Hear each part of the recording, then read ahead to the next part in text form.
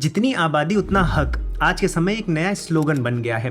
देश में आज लोग जातीय जनगणना की बात कर रहे हैं। बात करते हैं कि जो संविधान में रिजर्वेशन का कैप है 50% का, उसको तोड़कर उससे ऊपर जाया जाए। और बात यहाँ भी नहीं रुकती, लोग चाहते हैं कि अब प्राइवेट सेक्टर में भी रिजर्वेशन आ जाए। अब भारत में रिजर्वेशन को लेकर ये जो खेल चल रहा है उसका केवल और केवल यही कारण है कि यहाँ पर जो मेजोरिटी है वो हिंदू है और हिंदुओं में एक कास्ट सिस्टम पाया जाता है, जिसके अंतर्गत हिंदुओं में अलग अलग लोग अलग अलग जातियों में बटे हुए हैं। और अगर आप इतिहास में जाएंगे तो इनमें से कुछ जातियों ने कुछ जातियों पर शोषण किया है। और आज भी अगर आप समाज में देखेंगे तो किसी न किसी रूप में कहीं ना कहीं आपको ये शोषण दिखता हुआ मिल जाएगा। इसलिए जब भारत स्वतंत्र हुआ तो भारत के संविधान ने ये इंश्योर किया कि जो जातिगत शोषण हुए हैं उनके सामाजिक उत्थान के लिए उनको जातिगत रिजर्वेशन देना चाहिए। अब तो ये समस्या का सोल्यूशन हो गया, लेकिन हमें इस वीडियो में समझना है कि ये समस्या आई ही क्यों। क्योंकि हम देखें तो सनातन धर्म हमेशा से संभाव का मैसेज दिया है। हम वसुधैव कुटुंबकम की बात करते हैं, अपना घर तो छोड़िए, हम पूरे विश्व को अपना परिवार मान रहे हैं। हम भाईचारे की बात करते हैं और हम अपने ही धर्म में ढेर सारी जातियों में बट चुके हैं, जिससे बहुत ढेर सारा भेदभाव बढ़ता है। और जब भेदभाव बढ़ता है, जब शोषण होता है, लोगों को बहुत सी चीजों से रोका जाता है, तब भारतीय संविधान को जातिगत रिजर्वेशन जैसी व्यवस्था बनानी पड़ती है। तो दोस्तों, आप सभी का हाइपर क्वेस्ट के एपिसोड नंबर 118 में स्वागत है। साथियों, आज के एपिसोड में हम जातियों के इतिहास के बारे में जानेंगे कि कैसे जो वर्ण व्यवस्था थी सनातन धर्म की वो जातियों में परिवर्तित हो गई और कैसे इस जाति व्यवस्था ने समाज में लोगों का हाश किया है। और इसके साथ साथ आज की वर्तमान स्थिति में भी हम जाति व्यवस्था को देखेंगे और अभी जो रिसेंट में सुप्रीम कोर्ट का quota within quota judgement आया है उस पर भी प्रकाश डालने का प्रयास करेंगे। तो साथियों, बिना किसी विलंब के आज के विश्लेषण को प्रारंभ करते हैं।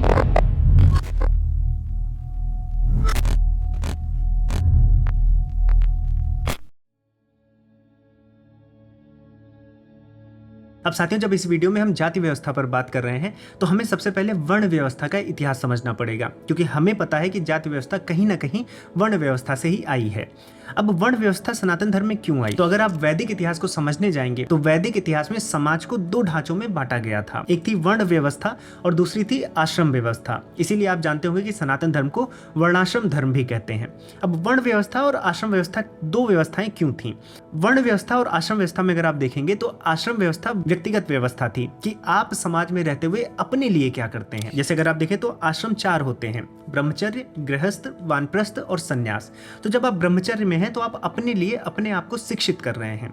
गृहस्थ में आप अपना वंश बढ़ा रहे हैं। उसके बाद वानप्रस्थ में जा रहे हैं तो आप समाज से अपने आप को दूर कर रहे हैं। जब आप संन्यास लेते हैं तो आप अपने आप को ईश्वर से जोड़ना चाहते हैं। तो व्यक्तिगत लाभ की चीज थी, तो ये व्यक्तिगत व्यवस्था थी जिसको हम आश्रम व्यवस्था कहते थे। फिर एक सामाजिक व्यवस्था थी जिसको हम वर्ण व्यवस्था कहते थे। यानी यहाँ पर आप समाज के लिए क्या कर रहे हैं। यदि आप ब्राह्मण हैं तो क्या समाज की बौद्धिक उन्नति आप करा रहे हैं? क्षत्रिय हैं तो क्या समाज की आप रक्षा कर रहे हैं, सुरक्षा बढ़ा रहे हैं? वैश्य हैं तो क्या समाज की आर्थिक स्थिति को इंप्रूव कर रहे हैं? और अगर शूद्र हैं तो क्या समाज के जो मौलिक कार्य हैं क्या उनको आप संभाल पा रहे हैं? तो ये दोनों व्यवस्थाएं थी। यानी जो सनातन धर्म में समाज को देखा गया था उसमें एक जंजीर की तरह देखा गया था, तो उसमें हर एक कड़ी के अपने कुछ काम है जो अपने को बनाए रखे है, लेकिन वो कड़ी समाज को भी, उस पूरी चेन को भी बनाए रखे है। यानी व्यक्तिगत स्तर पर भी आपको कार्य करने हैं अपने लिए और समाज के लिए भी कार्य करने हैं। इसलिए वर्ण व्यवस्था और आश्रम व्यवस्था, ये दो व्यवस्थाएं हमारे यहाँ सनातन धर्म में देखी गई। अब इसमें को एक व्यष्टि व्यवस्था कहते थे, एक समष्टि व्यवस्था कहते थे। व्यष्टि का मतलब हो गया जो व्यक्तिगत स्तर पर है, समष्टि का मतलब हो गया जो सामाजिक कम्युनिटी के स्तर पर है। तो सामाजिक व्यवस्था कौन सी हो गई? वर्ण व्यवस्था हो गई। और व्यक्तिगत व्यवस्था कौन सी हो गई? आश्रम व्यवस्था हो गई। तो मैं आशा करता हूं कि आपको समझ में आ गया होगा कि आश्रम व्यवस्था और वर्ण व्यवस्था क्या है। अब वर्ण व्यवस्था के विषय में और थोड़ी चर्चा करते हैं, इसके इतिहास को जानते हैं, जिससे जब हम जाति व्यवस्था को समझने जाएंगे तो हमें और भी चीजें अच्छी तरह से समझ में आएंगी। साथियों, जब हम वर्ण व्यवस्था की बात करते हैं तो कभी कभी हम जाति व्यवस्था जो देखते हैं उससे कंफ्यूज हो जाते हैं और इसीलिए वर्ण व्यवस्था की भी निंदा करने लगते हैं। जबकि कई हिस्टोरियंस ने वर्ण व्यवस्था की बहुत सराहना भी की है। एक हिस्टोरियन हुए ए डुबायस, उन्होंने बोला कि जब यूरोप बर्बर था, व्यक्तिगत जीवन जीता था आदिवासियों की तरह, तो जो भारत में जो वर्ण व्यवस्था थी इसके कारण से भारत में विज्ञान, कला, साहित्य, सभ्यता हर तरह से चरमोन्नति पर बढ़ रही थी, आगे बढ़ रही थी, क्योंकि एक व्यवस्था थी, सबको अपने काम पता थे और सब फोकस्ड होकर काम करते थे। इसलिए एक सकारात्मक विकास हमें भारत की कला, विज्ञान आदि में दिखता है। अब आपको ये थोड़ा कंफ्यूजिंग लग रहा होगा कि कैसे वर्ण व्यवस्था सभ्यता का विकास कर सकती है। इसको हम आज के ही एग्जाम्पल से समझेंगे। आज वर्तमान में अगर आप देखिए तो कॉर्पोरेट वर्ल्ड में अगर आप जाएंगे या फिर कंपनीज को देखेंगे या किसी सक्सेसफुल ऑर्गेनाइजेशन को देखेंगे तो वहाँ पर भी आपको वर्ण व्यवस्था देखने को मिलेगी। ये बहुत प्राकृतिक होती है, इसको बनाने के लिए आपको अलग से कोई सिस्टम नहीं चाहिए, ये अपने आप बनती है सक्सेस के लिए। जैसे कॉर्पोरेट में आप जाएंगे तो R&D का सेक्शन अलग होता है, फाइनेंसेस कोई और टीम देख रही होती है, सिक्योरिटी और कोई संभाल रहा होता है, फिर जो क्लरिकल वर्क है उसको कोई और देख रहा होता है। जब सब मिलकर अच्छा काम करते हैं तो ऑर्गेनाइजेशन ऊपर जाती है। अब R&D में जीनियस ही बैठते हैं जो इंजीनियर्स होते हैं, फाइनेंसेस में वो होते हैं जिनकी आर्थिक समझ अच्छी होती है, सिक्योरिटी में वो होते हैं जो आंतरिक और बाहरी जितने भी तरह के थ्रेट्स होते हैं उनको संभाल पाएँ, फिर जो क्लरिकल्स होते हैं उनके जो रूटीन जॉब्स होते हैं, एग्जीक्यूशन होता है, वो देखते हैं। अब यहाँ पर आप देखिए व्यवस्था वर्ण व्यवस्था ही है, लेकिन इस पर कोई क्वेश्चन नहीं उठाएगा। यहाँ पर क्वेश्चन क्यों नहीं उठाया जाता है? ऐसा मैं नहीं कहूँगा कि यहाँ पर हम लोग बायस्ड हैं और कॉर्पोरेट वर्ल्ड की वर्ण व्यवस्था को नहीं देख रहे, लेकिन हम सनातन धर्म की वर्ण व्यवस्था को देख रहे हैं। यहाँ पर इसलिए क्वेश्चन नहीं उठाया जाता है क्योंकि यहाँ पर ऐसा नहीं है कि जो R&D में इंजीनियर है उसका बच्चा जो है वो इंजीनियर ही बनेगा, या जो क्लर्क का बच्चा है वो इंजीनियर नहीं बन सकता। तो ये व्यवस्थाएं आज हमें कॉर्पोरेट वर्ल्ड में नहीं दिखती हैं। यहाँ क्लर्क का भी बच्चा मेहनत करके इंजीनियर बन सकता है। तो ऐसी व्यवस्था सनातन धर्म में भी थी कि कर्मों के आधार पर ब्राह्मण, क्षत्रिय, वैश्य, शूद्र लोग होते थे। लेकिन धीरे धीरे जब हास हुआ, जब जन्मना जातियां आई, जब जन्मना वर्ण व्यवस्था आने लगी कि ब्राह्मण का बेटा ब्राह्मण ही बनेगा या क्षत्रिय का बेटा क्षत्रिय ही बनेगा, तब ये व्यवस्था चरमरा गई और उसके बाद ये जातिगत व्यवस्थाएं देखने को हमें मिलने लगी। अब इसमें एक प्रश्न ये भी उठता है, जैसे मैंने कॉर्पोरेट का एग्जांपल दिया, तो इसमें जरूरी नहीं है कि 4 ही फैक्शंस हों कि R&D है, फाइनेंस है, सिक्योरिटी है, उसके बाद क्लर्क्स हैं, और भी यहाँ पर डोमेन्स हो सकते हैं जहाँ पर अलग स्पेशलाइजेशन के लोग बैठते हों। लेकिन सनातन धर्म में फिर 4 ही तरह के वर्ण क्यों हुए? तो यहाँ पर एक सीधा सा अगर आप रिसर्च करेंगे तो पता चलेगा कि चूंकि ये कर्म पर आधारित थे, इसका भी प्रमाण हम देखेंगे, लेकिन चूंकि कर्मों के आधारित होने पर जब शरीर को देखा गया तो शरीर से हमें मुख्यतः 4 तरह के कर्म दिखे। एक तो हम दिमाग से काम करते हैं, एक अपने हम हाथों से काम करते हैं, फिर हम गति करते हैं या फिर स्थिर रहते हैं। तो 4 तरह की हमें क्रियाएं दिखती हैं। दिमाग से हम काम करते हैं, बहुत सी चीज़ों में शोध करते हैं। बाजुओं से काम करते हैं हम, जैसे कि क्षत्रिय लड़ाई करते हैं या फिर रक्षा करते हैं। फिर हम गति करते हैं, एक जगह से दूसरी जगह जाते हैं तो उसको व्यापार से लिया गया। और जब हम एक जगह स्थिर होकर समाज में और भी काम करते हैं तो उनको शूद्रों से लिया गया। इसका सर्वप्रथम प्रमाण हमें ऋग्वेद में मिलता है पुरुष सूक्त में। पुरुष सूक्त में आप जाएंगे तो पुरुष सूक्त में बताया गया है कि जो पुरुष है, जो एक कॉस्मिक कॉन्शियसनेस है, उसको पर्सोनिफाई किया गया और ये बताया गया कि उसका जो मुख है, जो सिर का पार्ट है, उससे ब्राह्मणों ने जन्म लिया, जो उसकी बाजुएं हैं उससे क्षत्रियों ने जन्म लिया, जो उसका उरु है, जंघा है, उससे वैश्यों ने जन्म लिया और पैरों से शूद्रों ने जन्म लिया। तो ये चूंकि 4 क्रियाएं थी कि हमारा दिमाग सिर में होता है, हम ताकत बाजुओं से लगाते हैं, हम एक स्थान से दूसरे स्थान अपनी जांघों के दम पर जाते हैं, कहीं हम स्थिर रहते हैं, बैलेंस रहते हैं तो हम अपने पैरों पर रहते हैं। तो इस प्रकार से इस व्यवस्था को वहां पर पुरुष सूक्त के माध्यम से बताया गया है। तो हमें इससे ये भी समझ में आता है कि 4 ही तरह के वर्ण क्यों थे, और ये भी पुरुष सूक्त को पढ़ने के बाद समझ में आता है कि ये जो वर्ण थे वो कर्म आधारित थे, ना कि जन्म आधारित थे। क्योंकि जब आप जाति में जाएंगे तो जाति का मतलब ही जन्म होता है और फिर वो जन्मना जाति होती हैं। वो कैसे वर्ण व्यवस्था से जन्मना जाति तक हम पहुंचे वो हम देखेंगे। लेकिन उसके पहले सबसे पहले ये क्लियर होना चाहिए कि जो वर्ण व्यवस्था थी वो पूर्णतया कर्म आधारित थी, गुण आधारित थी, ना कि जन्म आधारित थी। और इसका प्रमाण हमें रामायण और महाभारत दोनों जगह मिलता है, उपनिषदों में भी मिलता है। तो आइए कुछ एग्जांपल्स हम देख लेते हैं। अब साथियों, जब आप वाल्मीकि रामायण में जाएंगे तो वहां पर अरण्य कांड में आपको 4 वर्णों की उत्पत्ति मनु से बताई गई है। लेकिन आगे जब जटायु जी श्री राम जी से बात करते हैं तो श्री राम जी को वो वेदों का ही प्रमाण देते हैं और बताते हैं कि जो पुरुष है उससे ही ब्राह्मण, क्षत्रिय, वैश्य और शूद्र ये वर्ण व्यवस्थाएं उत्पन्न हुई हैं। तो यहाँ पर जटायु जी श्रुति में जो बताया गया है उसका प्रमाण श्री राम जी को देते हैं। तो वर्ण व्यवस्था का तो वहां पर विवरण है, साथ में ये भी विवरण है कि ये कर्मानुसार थी, जन्मानुसार नहीं थी। जैसे कि हम देखते हैं कि हमें विश्वामित्र जी का एग्जाम्पल मिलता है जो कि क्षत्रिय थे, लेकिन फिर वो अपने कर्मों को बदलकर ब्राह्मण बन गए थे। और वो ब्राह्मण कैसे बने थे? उन्होंने अपनी इंद्रियों को निर्मल किया था, तब किया था, इंद्रियों पर नियंत्रण किया था, तब वो ब्राह्मण बने थे। और ऐसा ही ब्राह्मणों के विषय में बताया गया है कि जो अपनी इंद्रियों को नियंत्रित रखे, जो ब्रह्म के कार्यों में लगे, वही ब्राह्मण है। ऐसे ही हमें नलकूबर का एग्जाम्पल मिलता है जो ब्राह्मण और क्षत्रिय दोनों थे, क्योंकि वो दोनों तरह के कार्यों को करते थे। धर्मानुष्ठान के लिए उन्हें ब्राह्मण कहा गया और अपने पराक्रम के लिए, अपनी शक्ति के लिए उन्हें क्षत्रिय कहा जाता था। तो यदि ये जन्म से व्यवस्था होती तो किसी के पास 2 वर्ण तो नहीं हो सकते थे। इसी के साथ रामायण में हमें जाबाली जी का वचन मिलता है जो श्री राम जी से बताते हैं कि जो आपका व्यवहार है वही डिसाइड करता है कि आप उत्तम या फिर निचले स्तर के वर्ण से हैं। ऐसे जब आप महाभारत में जाते हैं तो सबसे पहले वही श्रुति बताई गई है कि जो पुरुष से पुरुष के अलग अलग अंगों से वर्णों की उत्पत्ति हुई है। उसके बाद ये जो व्यवस्था है वो कर्मानुसार है, ये भी बताया गया है। यदि आप महाभारत के शांति पर्व को पढ़ेंगे तो बहुत ही दार्शनिक परिभाषा आपको मिलेगी। वहां पर बताया गया कि जब सृष्टि उत्पन्न हुई और प्रारंभ में नानात्व का भेद नहीं था, बहुत ज्यादा एक दूसरे में अंतर नहीं था, तो जो व्यवस्था थी वो ब्राह्मण ही थी, यानी पूर्णतया ब्राह्मण की व्यवस्था थी। और ब्राह्मण होते कौन है? जो अपनी इंद्रियों को नियंत्रित रखते हैं, दूसरों से भेदभाव नहीं करते हैं और एक एब्सोल्यूट एग्जिस्टेंस में बिलीव करते हैं। तो उन्होंने ये बोला कि जब सृष्टि उत्पन्न नहीं हुई थी तो ब्राह्मण के रूप में उत्पन्न हुई थी, लेकिन जैसे जैसे भाव आने लगे, जैसे जैसे गुण आने लगे, कर्म आने लगे, जिन लोगों में साहस का भाव आ गया, जिन लोगों में क्रोध आ गया, जिन लोगों में शक्ति प्रदर्शन आ गया, वो क्षत्रिय वर्ण में बदल गए। जो अपना जीवन यापन पशुपालन, कृषि आदि से करने लगे, धन में जिनका मन लगने लगा, वो वैश्य वर्ण में बदल गए। और जो मौलिक स्तर पर निचले स्तर के कामों को करके ज्यादा मेहनत न करके अपना जीवन यापन कर रहे थे, वो शूद्र वर्ण में बदल गए। तो अगर आप देखिए तो जो उत्पत्ति होती है वो ब्राह्मण व्यवस्था ही है, क्योंकि हमारे यहाँ दर्शनों में भी सृष्टि की उत्पत्ति के पहले जो भाव होता है प्रमाता और प्रमेय का, ज्ञाता और ज्ञेय का, वो भाव नहीं रहता है। लेकिन जैसे जैसे भाव बढ़ते जाते हैं, जैसे जैसे नानात्व आता जाता है, अलग अलग धर्म बनते जाते हैं, तो फिर हमें अंतर दिखाई देने लगता है और इसीलिए फिर समाज में हमें अलग अलग तरह के व्यक्ति दिखाई पड़ते हैं और फिर उनको 4 तरह के मुख्यतः वर्णों में बांटा गया। इसके साथ साथ महाभारत में तो एक जगह स्वीकारा भी गया है कि जो ब्राह्मण का कर्म करे वही ब्राह्मण है और जो शूद्र का कर्म करे वही शूद्र है। तो ये जन्मना नहीं होता है, जन्म से आपकी वर्ण व्यवस्था नहीं डिसाइड होती है, जो जाति होती है ये जन्म से बन गई है। और जब मैं ये कहता हूँ कि जाति जन्म से होती है, तो वर्ण व्यवस्था भी कहीं ना कहीं बाद में जाकर जन्म से ही एसोसिएटेड हो गई थी। प्रारंभ में तो ये व्यवस्था जन्म से नहीं थी, लेकिन हमें बौद्ध ग्रंथों में आगे जाकर जब स्मृति काल प्रारंभ होता है तो हमें बौद्ध ग्रंथों में भी ये मिलता है कि जो वर्ण व्यवस्थाएं थी वो जन्म से मानी जाने लगी थी और काफी कठोर हो गई थी। तो साथियों, अब हम समझते हैं कि जातियां कैसे बनी और जातियों का इतिहास क्या रहा है।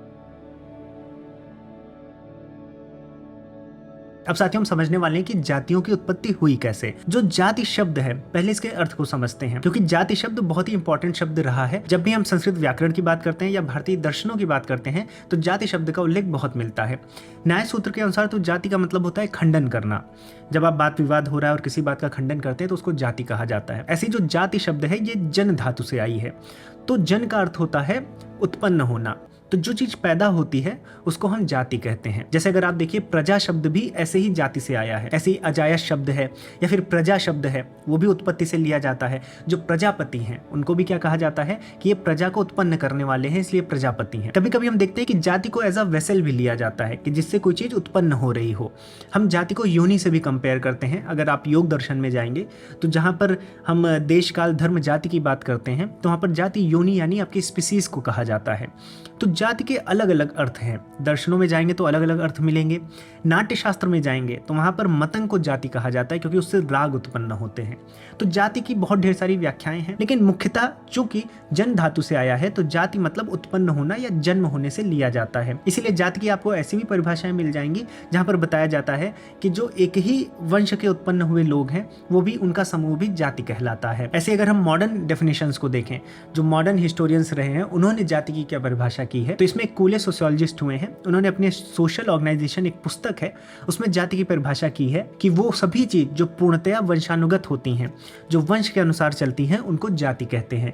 ऐसी जो मजूमदार जी हैं उन्होंने कहा है कि जाति एक बंद व्यवस्था है, यानी एक क्लोज्ड क्लास है। तो यहाँ भी यही अर्थ निकलता है कि जो जन्म से संबंधित हो। तो जो अभी हमें स्वरूप दिखता है जाति का और जो हम कम्युनिटीज की बात करते हैं वो जन्मना ही है, वो जन्म से ही होती है। मेरे पिता चौरसिया थे तो मैं चौरसिया हूँ, तो इस प्रकार से ये जन्मना जातियां चलती आ रही हैं। तो जहां पर वर्ण कर्म आधारित थे, जातियां जन्म आधारित हैं। बाद में ये मिक्सड अप हो गई, बाद में इनके अंदर को समाज नहीं समझ पाया तो वर्ण धीरे धीरे जात में ही बदल गए और हम वर्णों को भी जातियों से संबोधित करने लगे। आइए समझते हैं कि वो क्या कारण रहे होंगे कि वर्ण जातियों में परिवर्तित होने लगे। साथियों, वेदों का शीर्ष कहे जाने वाले वेदांत यानी कि उपनिषद हमको सांसारिक भेदों से दूर ले जाते हैं और वो तो यहाँ तक ये उपदेश देते हैं कि आप अपने शरीर से भी लिप्त ना हो। तो हमारे जो हिंदू दर्शन है और उपनिषद है वो आज के समय में भी बहुत प्रोग्रेसिव है और आपको किसी भी प्रकार के डिस्क्रिमिनेशन से ऊपर उठाकर आपके जीवन को ऊर्जावान बनाते हैं। और इसीलिए हम अपने शिक्षणम ऐप पर भारतीय दर्शनों को और उपनिषदों को पढ़ाते हैं और साथ में आप संस्कृत भाषा के माध्यम से इस ज्ञान से जुड़ पाएं,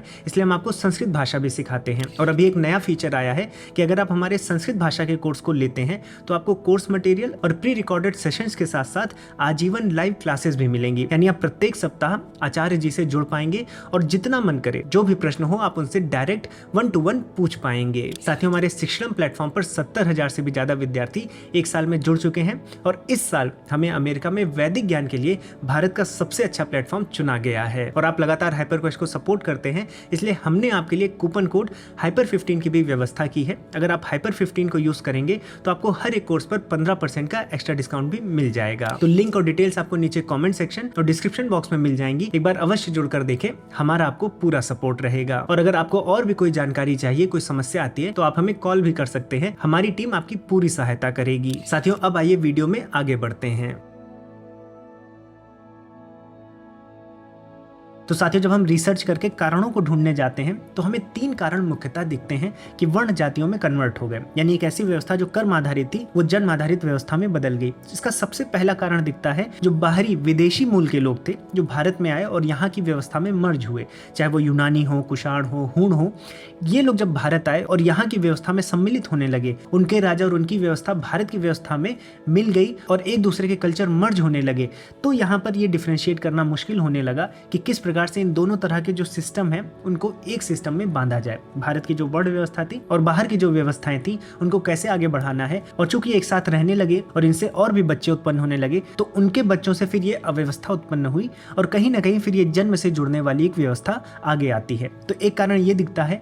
दूसरा कारण हमें दिखता है विवाह से संबंधित। इसमें ऐसा बोला जाता है कि बाद में चलकर जो वर्ण थे उनमें बहुत ढेर सारी फैमिलीज अपने ही वर्ण में विवाह करने लगी थी। जैसे कि बायसेस हम देखते हैं कि अपना बच्चा जो है वो अपने वर्ण का रहे, ये जाति में परिवर्तित करता है, लेकिन अपने बच्चे की शादी भी अपने वर्ण के बच्चे से हो, ये भी जातियों को बढ़ावा देता है, क्योंकि फिर एक तरह के लोग की कम्युनिटीज बढ़ती जाएंगी। क्योंकि जब आप अपने बच्चे के लिए अपने ही वर्ण का बच्चा चुन रहे हैं, इसका मतलब है कि आप ये चाह रहे हैं कि आप अपने ही वर्ण को आगे बढ़ाते रहें, फिर आप कर्म आधारित वर्ण व्यवस्था को नहीं देखते हैं। तो जहाँ पहला कारण ये था कि विदेशी जो जनजातियाँ थी भारत में आकर यहाँ पर मर्ज होने लगी, जिससे इस व्यवस्था को आघात पहुँचा।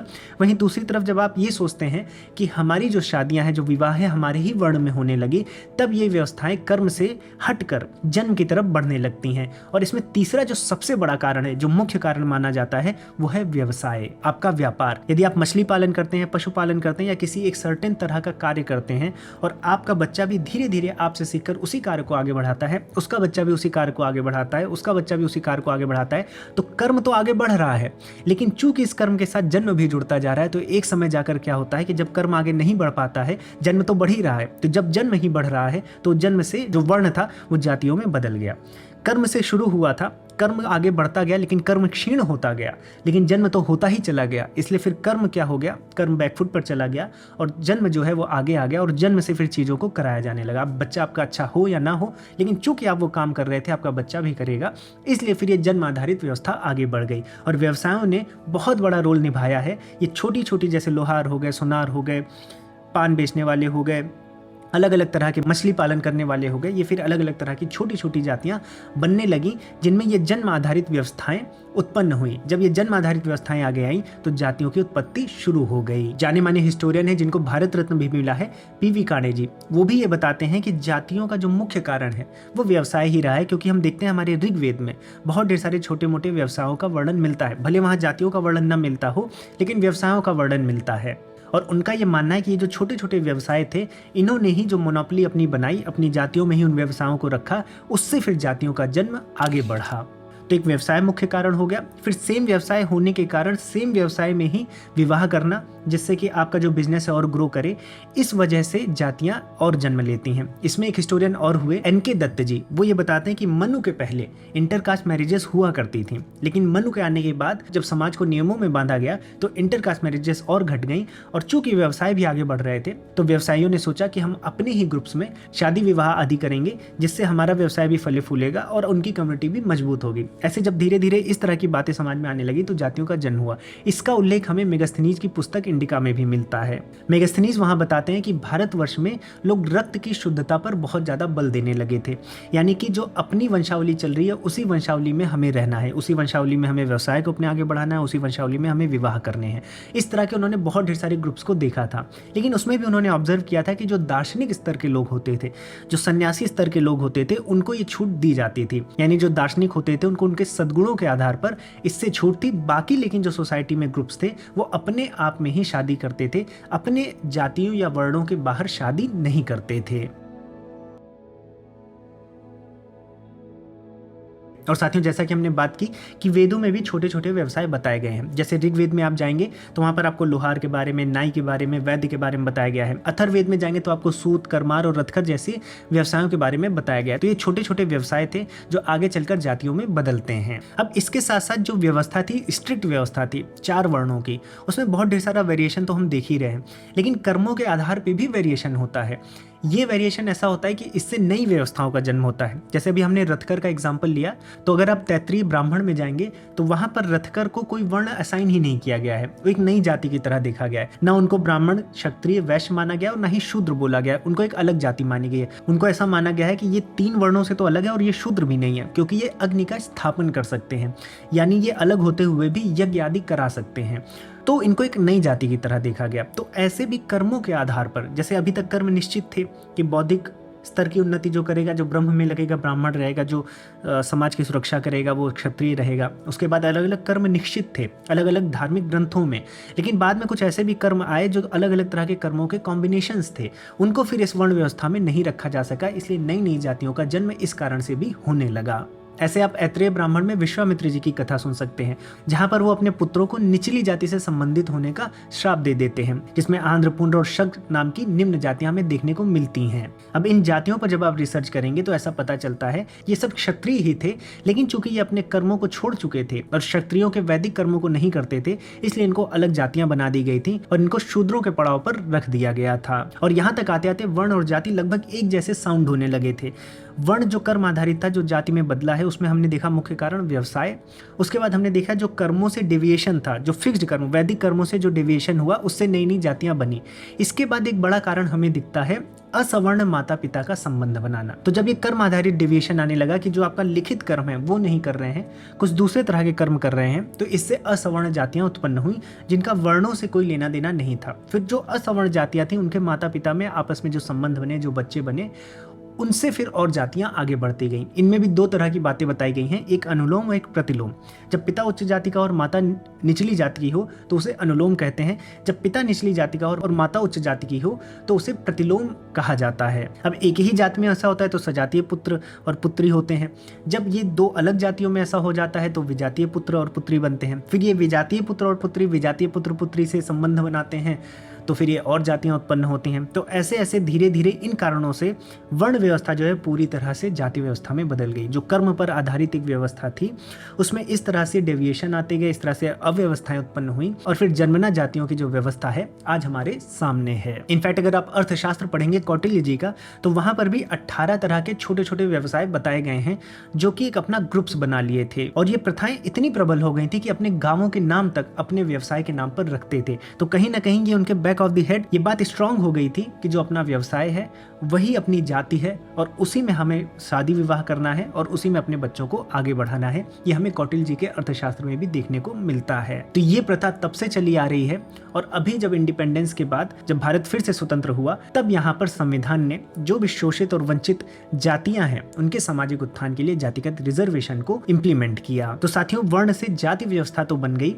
वर्ण व्यवस्था भी ठीक व्यवस्था थी, जाति व्यवस्था भी बन गई, चलिए बन गई एक व्यवस्था आ गई। लेकिन वो व्यवस्था फिर कुप्रथा कैसे बन गई और कैसे लोगों का शोषण होने लगा और इतना शोषण हुआ कि उसके बाद जब भारत फिर से स्वतंत्र हुआ तो फिर संविधान को जातिगत रिजर्वेशन इंप्लीमेंट करना पड़ा, जिससे जो शोषित और वंचित लोग हैं उनका सामाजिक उत्थान किया जा सके। ये सब जो हुआ, आइए इसको बहुत बारीकी से समझते हैं। इसके साथ मेरी टीम के एक्सपर्ट सजल साहे जुड़ रहे हैं जो आपको इस जर्नी पर ले जाएंगे। साथियों, ये जाति व्यवस्था जैसे जैसे और विकसित होती गई वैसे वैसे उसने समाज को और विकृत कर दिया। जाति व्यवस्था में भेदभाव ज़्यादा बढ़ने लगा। जो निचली जातियाँ थीं उनके साथ काफ़ी अत्याचार होने लगा।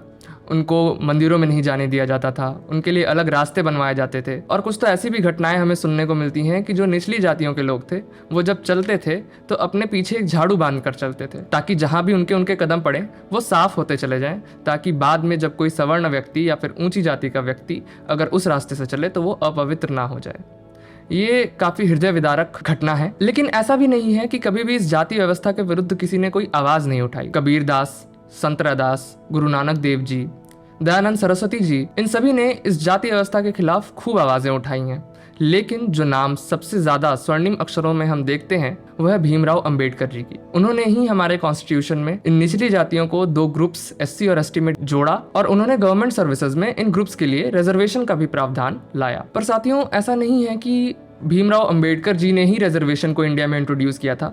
इसके पहले भी कई लोगों ने रिजर्वेशन को भारत में ऑलरेडी इम्प्लीमेंट कर दिया था। जो आरक्षण की नीति है, इसको 1882 में विलियम हंटर और ज्योतिबा फुले ने विकसित किया था। इसके पीछे का मूल आधार था जातिगत भेदभाव और छुआछूत की भावना जो भारतीय समाज में फैली हुई थी।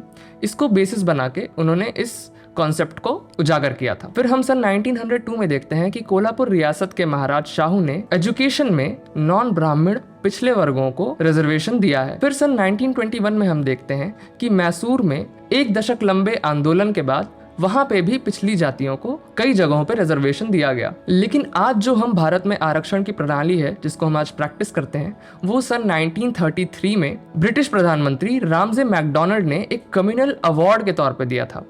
और उसी साल हम देखते हैं कि महात्मा गांधी और भीमराव अंबेडकर के बीच एक पूना पैक्ट साइन हुआ था, जहां पे हिंदू इलेक्टोरल्स में एससी और एसटी को रिजर्वेशंस दी गई थी। अब ये हिंदू इलेक्टोरल्स क्या है और कम्युनल अवार्ड क्या था, इसके बारे में हम किसी और वीडियो में चर्चा करेंगे। अभी आप इतना जान लीजिए कि 1933 में ब्रिटिश गवर्नमेंट के द्वारा भी पिछली जातियों को कुछ स्पेशल राइट्स दिए गए थे। फिर अगर हम इतिहास में और आगे बढ़ें तो सन 1942 में हम देखते हैं कि ब्रिटिश गवर्नमेंट ने एक वाइसरॉय की एग्जीक्यूटिव काउंसिल का गठन किया था और उसके तहत भी उन्होंने पिछड़ी जनजातियों और पिछड़ी जातियों को 8.2% का रिजर्वेशन सिविल सर्विसेज में दिया था और इस काउंसिल के मेंबर भीमराव अंबेडकर जी भी थे। और फिर हम देखते हैं कि 1950 में जब भारतीय कॉन्स्टिट्यूशन लागू हुआ तो वहां पे भी एससी और एसटी कम्युनिटी को रिजर्वेशन सबसे पहले दिया गया। ओरिजिनली दोस्तों प्लान तो ये था कि इस रिजर्वेशन को हम केवल 10 सालों के लिए ही लागू करेंगे, लेकिन अभी तक इस रिजर्वेशन को हर बार एक्सटेंड किया जाता रहा है, क्योंकि अभी भी लोगों का ये मानना है कि जिस उद्देश्य से रिजर्वेशन का सिस्टम भारत में लागू किया गया था उस उद्देश्य की पूर्ति आज तक नहीं हुई है और वो उद्देश्य था सामाजिक एकता। जबकि इसके उल्टा हम देखते हैं कि रिजर्वेशन कहीं ना कहीं देश में बढ़ाया ही गया है। सन 1991 में मंडल कमीशन के तहत ओबीसीज को भी रिजर्वेशन दिया गया और फिर हम देखते हैं कि 2019 में ईडब्ल्यूएस रिजर्वेशन को भी लागू किया गया है। तो एक तरफ जहाँ पे देश की हालात सुधरने चाहिए थे और ये जो अफर्मेटिव एक्शन है ये कम होना चाहिए था, वही हम देखते हैं कि इसको पॉलिटिकली यूज भी किया जा रहा है और इसको बढ़ाया जा रहा है, जो कि कहीं ना कहीं पर्सनली मेरे लिए काफी दुखद है। और अभी अगर जो रिजर्वेशन का जो भी सिस्टम इंडिया में चल रहा है उसको लेके हाल ही में सुप्रीम कोर्ट ने अपनी एक रूलिंग दी है जिसने शायद देश में रिजर्वेशन का जो फ्यूचर होने वाला है वो भी चेंज कर दिया है, अगर सरकार इसको माने तो। और समाज का एक गुट है जो सुप्रीम कोर्ट की इस रूलिंग से काफी उथल पुथल सा हो गया है। तो क्या है सुप्रीम कोर्ट की वो रूलिंग्स, आइए जानते हैं। साथियों, सुप्रीम कोर्ट के संवैधानिक पीठ ने एससी और एसटी रिजर्वेशंस को लेकर 2 निर्णय सुनाए। इनका जो सबसे पहला निर्णय था वो ये था कि एससी एसटी रिजर्वेशंस में क्रीमी लेयर को लागू करना चाहिए।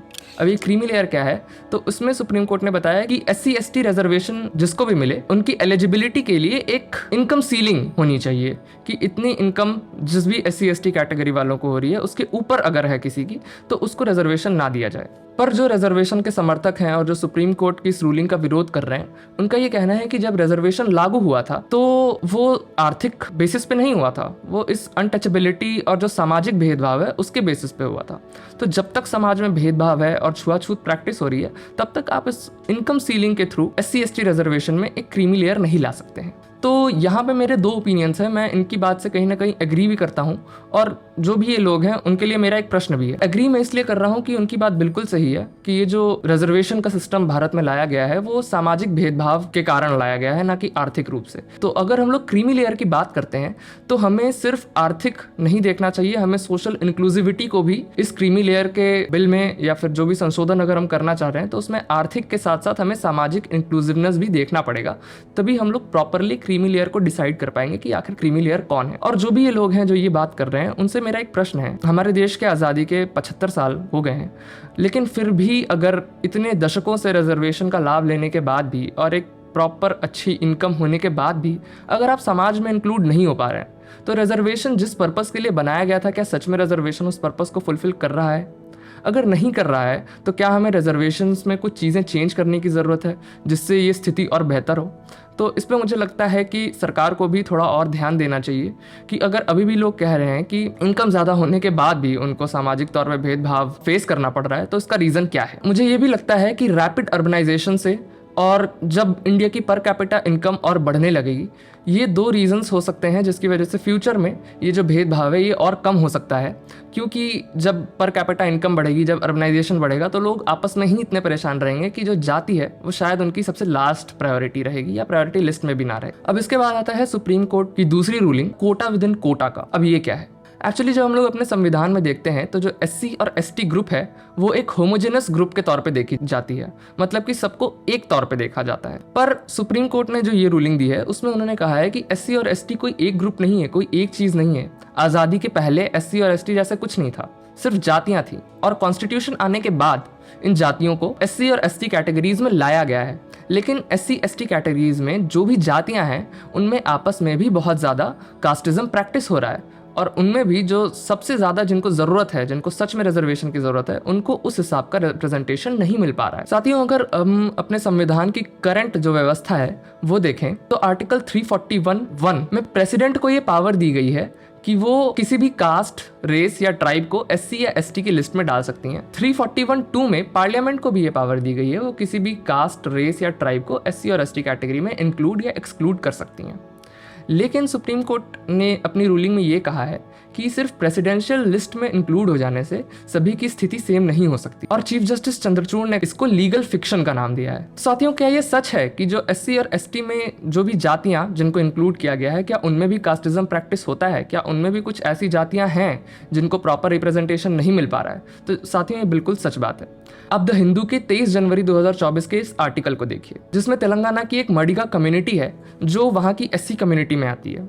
उनका ये कहना है कि वो तेलंगाना की SC कम्युनिटी के पॉपुलेशन के 50% हिस्सेदार हैं, लेकिन फिर भी उनको प्रॉपर रिप्रेजेंटेशन नहीं मिल पा रहा है, क्योंकि वहाँ पे गवर्नमेंट सर्विसेज में जो भी रिजर्वेशन के जो बेनिफिट्स हैं वो वहाँ की माला कम्युनिटी ले जा रही है, जो थोड़ी डोमिनेंट है, और कंपैरेटिवली देखा जाए तो उनकी स्थिति काफ़ी बेहतर है मडिगा कम्युनिटी के कंपैरिजन में।